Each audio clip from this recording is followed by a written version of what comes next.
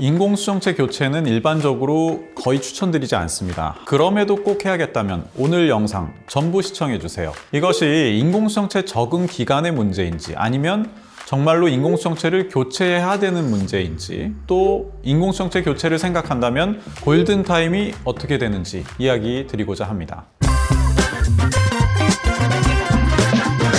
안녕하세요. 여러분의 평생 안과 주치의 S안과 안현석 원장입니다. 프로젝트 백내장 탈출 그 12번째 시간에서는 이전에 한번 다뤘던 주제인 인공수정체의 적응 과정 그리고 부득이한 경우 렌즈를 교체해야 하는 상황에 대해 이야기해 보려고 합니다. 먼저 백내장 수술을 받은 환자분들의 99% 정도는 큰 불편 없이 일상생활로 돌아갑니다. 시력이 회복되면서 더 이상 눈에 대해 크게 신경 쓰지 않고 지내는 경우가 많죠. 하지만 극히 일부에서는 수술 후에도 뭔가 어색하거나 불편함을 느끼고 또 여러 병원을 돌아다니시면서 상담을 하시는 경우도 있습니다. 계속해서 불편감을 호소하는 분들이 있다면 과연 이게 단순 적응 문제인지 아니면 정말 교체가 필요한 상황인지 한번 짚어볼 필요가 있습니다. 오늘은 인공수정체가 진짜 문제가 있는 건지 아니면 적응을 기다려야 하는 건지 좀 현실적인 이야기를 해보도록 하겠습니다.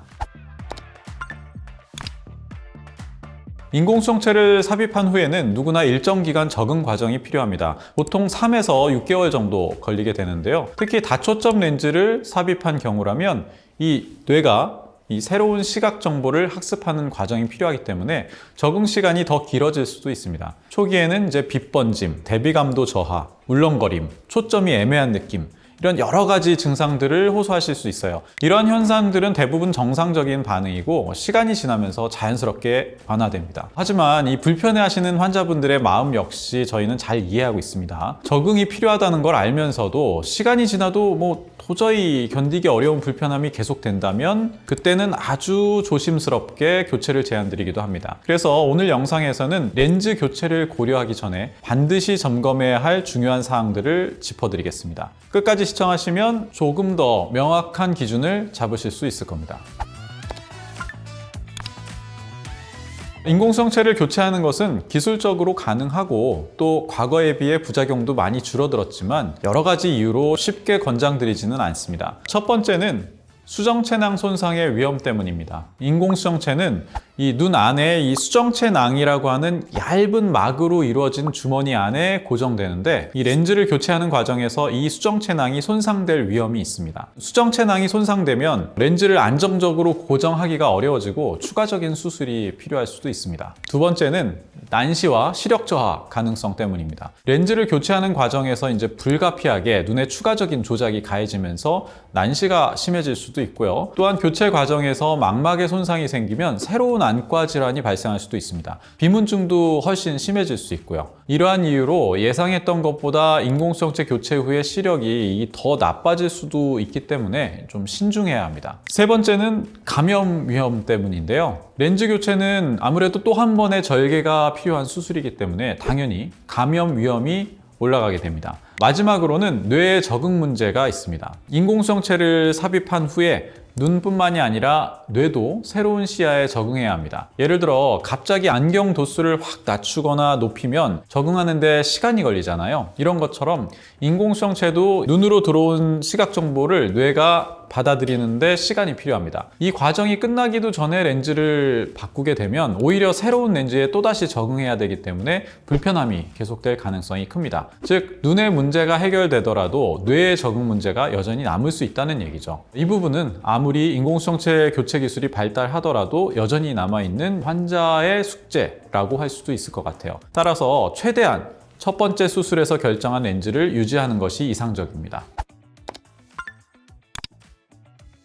사실 인공수정체 교체 자체가 백내장 수술 중 0.1% 내외지만 통계를 내보면 교체를 고려하는 분들 중에서는 대부분이 다초점 렌즈에서 단초점 렌즈로 바꾸고 싶어하는 경우가 대부분입니다. 다초점 인공수정체의 부작용을 겪고 있으시거나 빛번짐이라든가 이런 부분에서 적응이 힘든 경우인데요. 원장님, 그럼 단초점에서 다초점으로 바꾸는 경우는 거의 없을까요? 거의 없습니다. 단초점 렌즈를 사용하던 분들이 다초점 렌즈로 바꾸게 되면 오히려 적응이 훨씬 더 어렵죠. 이미 단초점 렌즈에 익숙해진 상태에서 다초점으로 바꾸게 될 때 빛번짐이라든가 대비감도 저하 같은 부작용을 새로 겪게 되기 때문이죠. 그러나 만약 정말로 렌즈 교체를 해야만 하는 상황이라면 이제 언제 하는 것이 가장 좋은가? 사실 이게 오늘의 가장 중요한 문제가 될 것 같은데요. 먼저 수술 후 3개월에서 6개월 이내가 가장 좋습니다.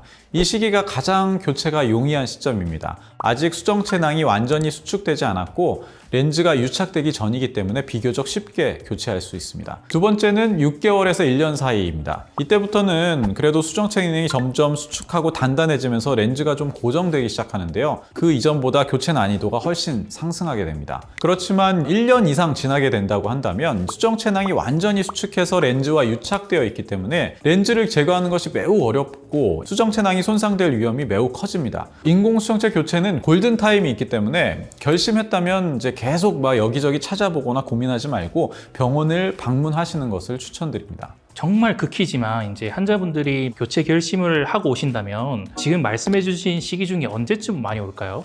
글쎄, 그거는 이제 시기에 따라 좀 다를 것 같은데요. 그래도 이제 만약에 정말 교체를 하시게까지 되는 분들은 본인이 느끼기에 체감하기에 정말 많이 불편해 하시는 분들이기 때문에 이렇게 막 6개월, 1년씩 참고 계시다가 교체를 하는 경우보다는 그래도 좀 빨리 교체를 하러 오시는 경우가 많은 것 같아요. 공부를 하면서 궁금했던 점이 다초점으로 같은 렌즈를 끼고 있는 분이랑 예를 들면 믹스앤매치처럼 완전히 다른 렌즈를 끼고 있는 분들 둘 중에 굳이 비교를 하자면 어느 쪽에서 좀 더 교체를 원하는 분들이 많을까요? 믹스매치를 하신 분들은 이미 양쪽 렌즈가 서로 다르잖아요. 다초점 렌즈의 경험도 하실 수가 있고 단초점 렌즈의 경험도 하고 계시단 말이에요. 아, 내가 다초점 렌즈로 이걸 바꿨을 때 또는 단초점 렌즈로 바꿨을 때 어떠한 결과라는 거를 체감을 하고 계시기 때문에 오히려 이거를 바꾸겠다는 그런 마음이 좀 덜 생기시는 것 같고요. 다초점 렌즈로만 하신 경우에는 조금 후회가 되시는 경우가 있는 것 같아요. 내가 괜히 다초점을 했나? 다초점을 해서 이렇게 불편한가? 라는 생각들을 또 많이 하시기 때문에 그런 경우에 오히려 또 좀 바꾸고 싶다 이런 생각들을 많이 하게 되시는 것 같아요. 요거는 좀 제 느낌인 것 같기도 하고요.